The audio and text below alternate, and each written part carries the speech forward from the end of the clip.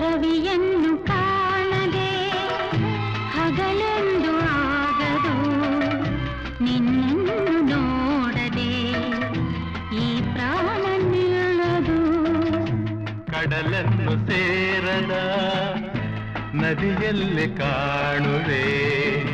ನಿನ್ನನ್ನು ಸೇರದೆ ನಾ ಹೇಗೆ ಬಾಳುವೆ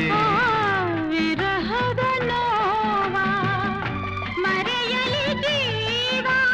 ಹೂವು ಗಂಧ ಸೇರಿದಂತೆ ಪ್ರೇಮದಿಂದ ನಿನ್ನ ಸೇರುವೆ ಎಲ್ಲೆಲ್ಲಿ ನೋಡಲಿ